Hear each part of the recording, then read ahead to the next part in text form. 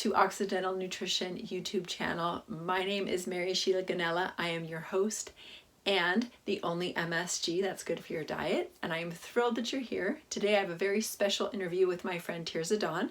Tirza is a yoga teacher and a yoga teacher trainer. She has a wonderful 200-hour Ayurvedic yoga teacher training in Sonoma County, California, and she's going to share a little bit about that, but we're also going to be talking about what yoga and nutrition has to do with each other, and it's a really great conversation, so enjoy.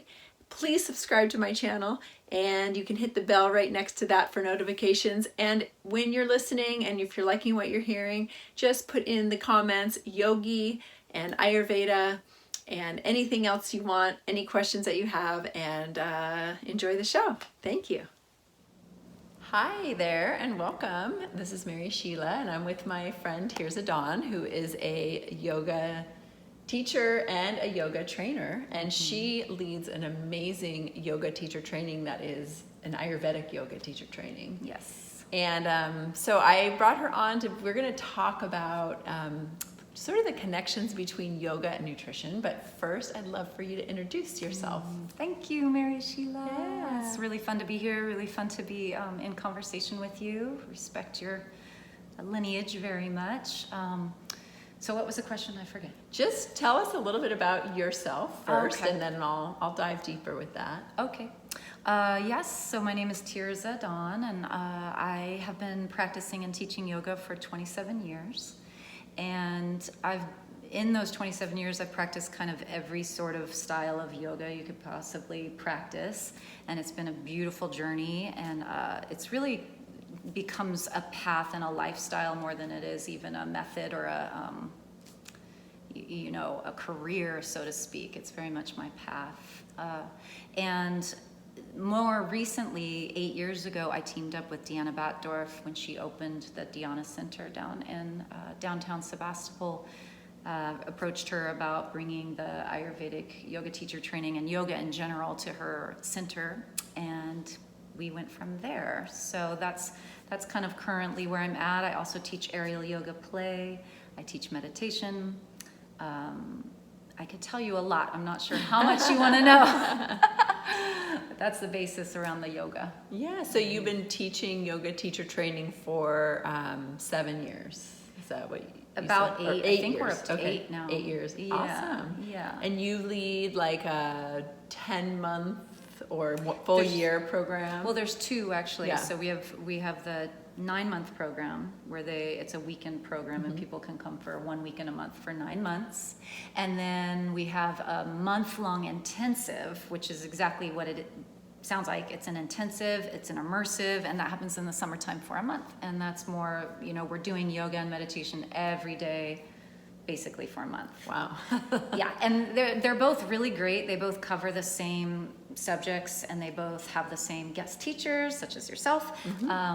But they're just built for different lifestyles and different ways of learning. Some people really need that length of time to integrate and have it really become part of their lives, and other people need to just they need to fire it. They need to have all that fire, and they need to get it done. And so That's awesome. And then that would be for somebody maybe who didn't live nearby. They could just come to Sonoma County for a month and just dive in. Exactly. Yeah. Exactly. Although we do have people who travel once a month to do the 9-month training too. Nice.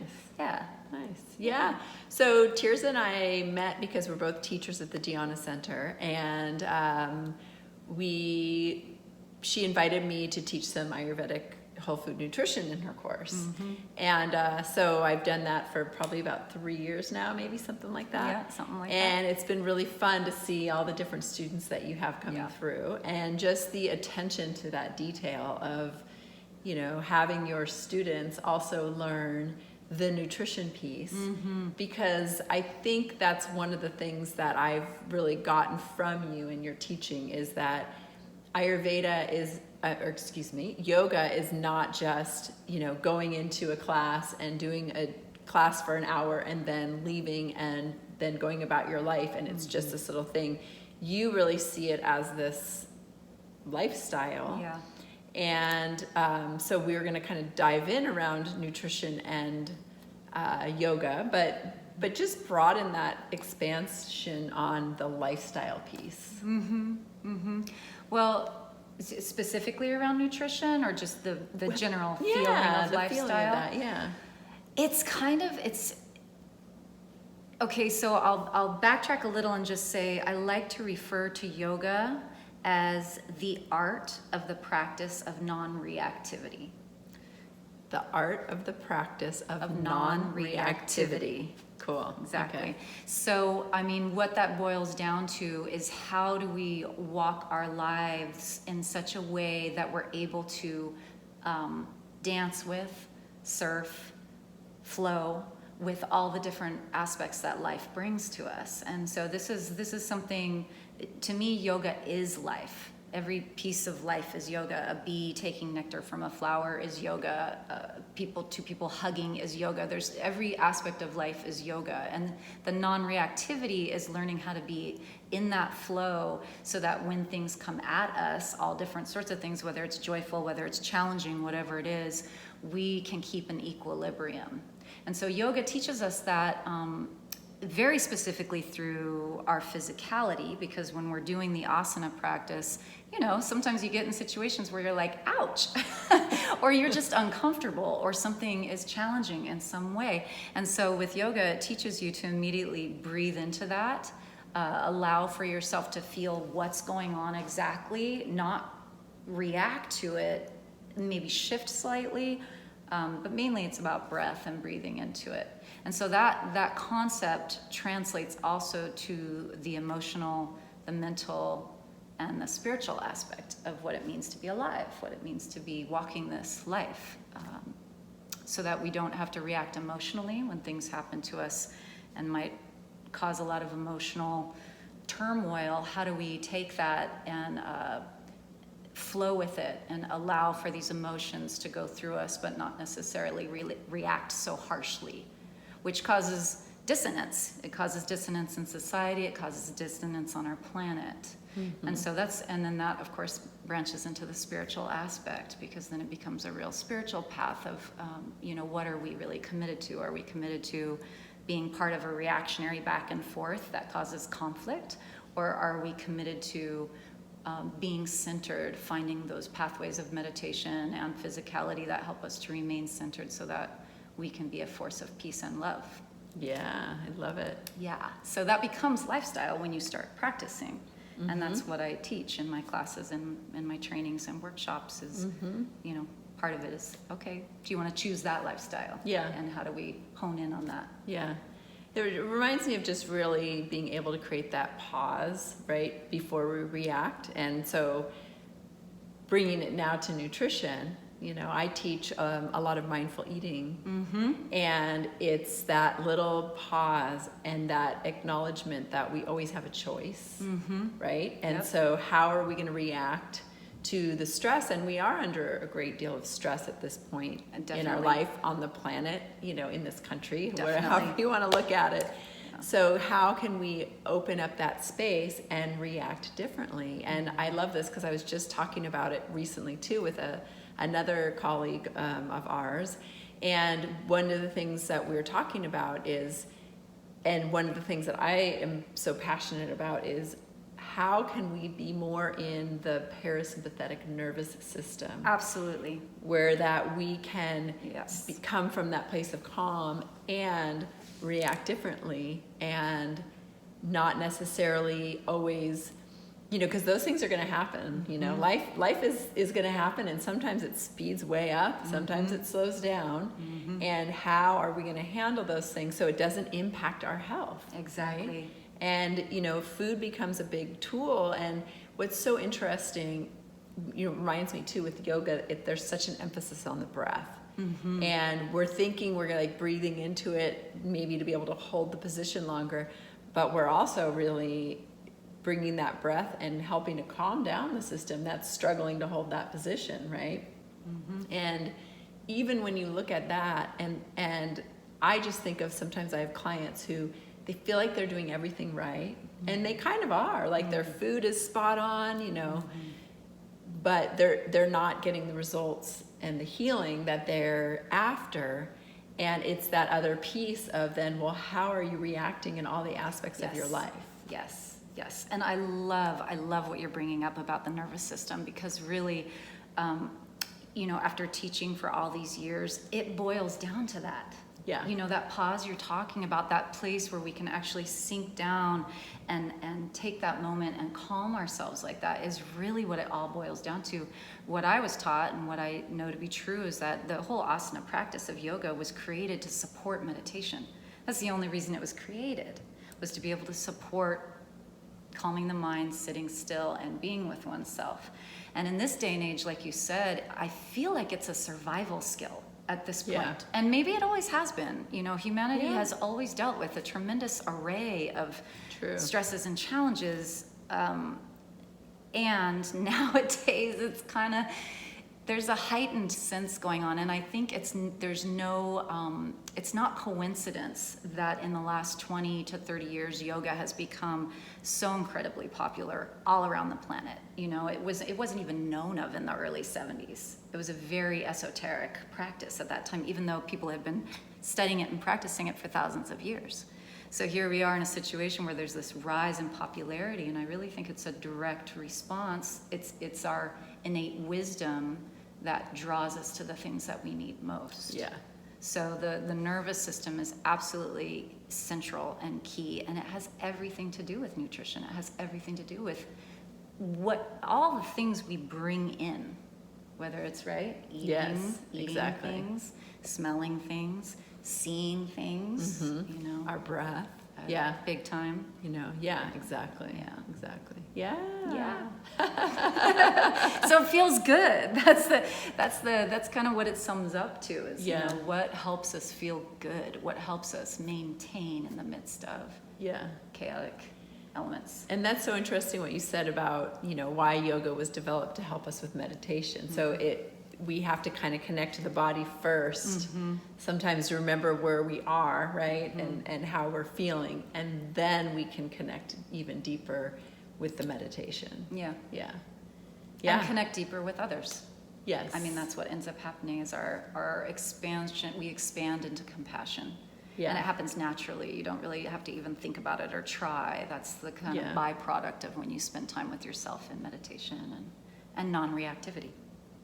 Right. And then it becomes compassion, it becomes love, and it becomes connection. Yeah, good. And as far as just even going to that other place, and just if there's anything else you want to say around, your Ayurvedic yoga teacher training, and how that is so connected to nutrition. Well, I guess there's a lot of things I could say about the training. I guess the first thing I'd just say is I'm really proud of it. I'm really proud of the people who are drawn to it, and that they really put themselves in a position of that deep of transformation is, I think, really brave and beautiful, and it's just amazing to watch people go through that process. And then I'm proud of it because I also get to have beautiful instructors such as yourself. I'm a really big believer in counsel. I really think that learning happens through many avenues and through many influences. And the teachers that come and teach in my Ayurvedic teacher training are just absolutely phenomenal people, just really high caliber.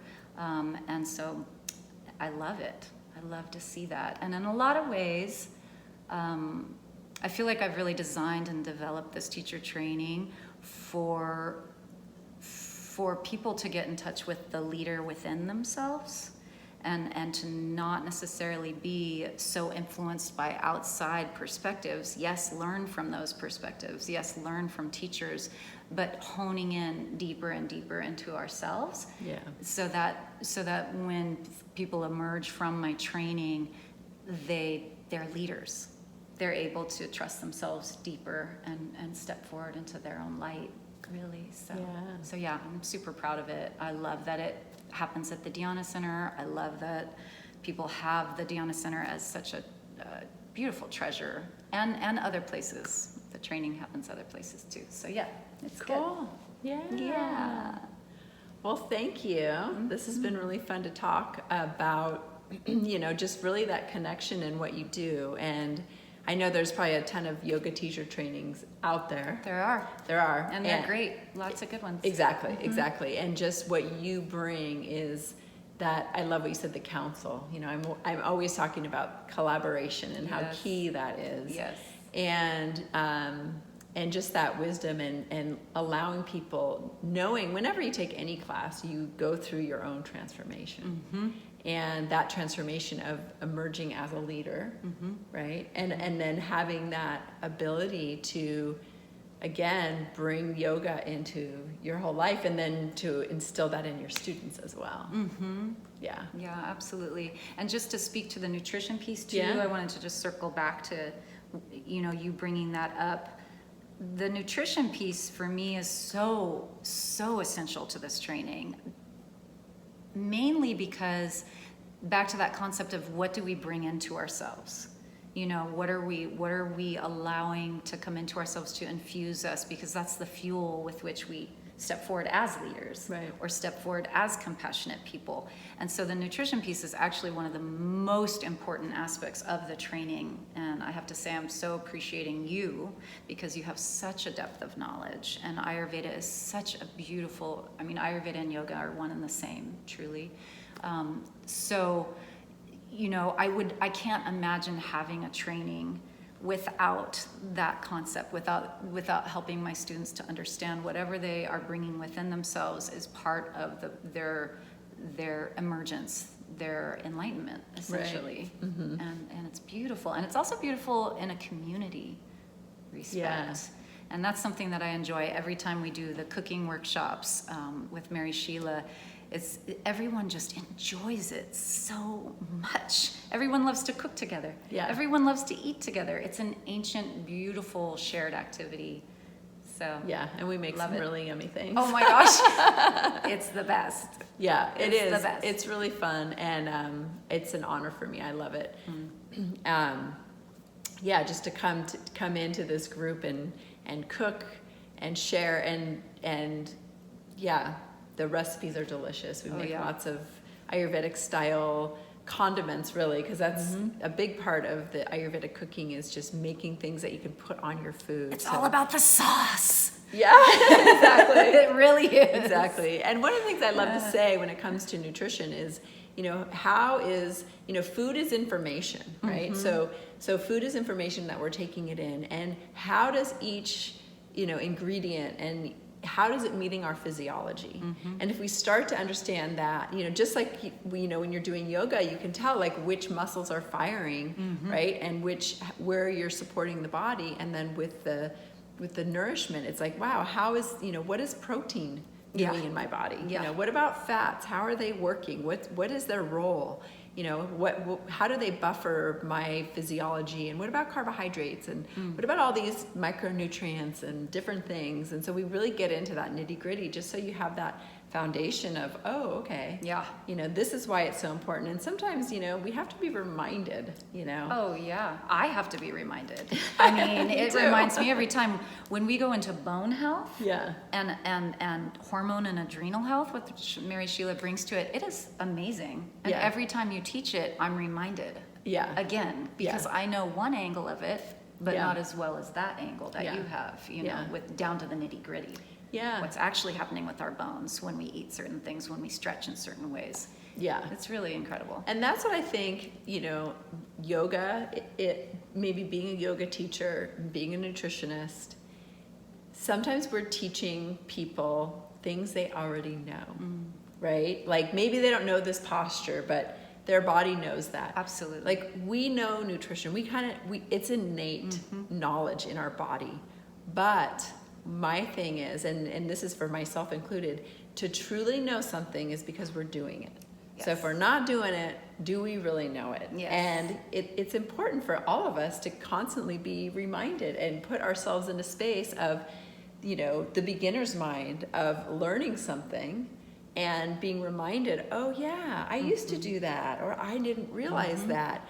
Oh, that's why I want to be eating that thing, or meditating in the morning, or, having a more regular yoga practice and creating more space so that I can tune into what I need. Absolutely. Yeah. And that's why Ayurveda and yoga are so vast. and nutrition Yeah. in there, because it's a vast study. And going back to that pause, we need to be doing it, and we know everything when we pause. Yes. You know? Yeah. It's like all you have to do is, smell something really well first, and your body's going to tell you whether it's really right for you or not. Exactly.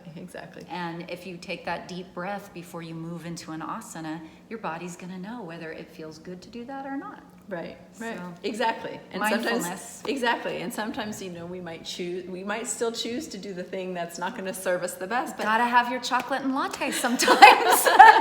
exactly. But we still choose. And if you can at least, so sometimes with people, they're like, oh, I still ate it, but I thought about it first, and I'm like, well, you still succeeded. So, Absolutely. Yeah.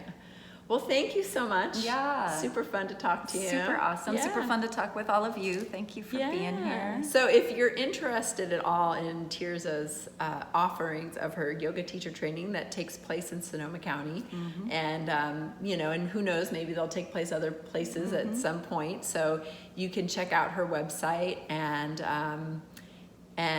ask her any questions and follow what she's doing. I think she's also on Instagram, so we'll put all those links on there. Yeah, it's tirzadawn.com, and it's Tirza Dawn at Instagram, and it's dhyana.center.com as well. Yeah, exactly. So thank you so much. Thank you very much. Namaste.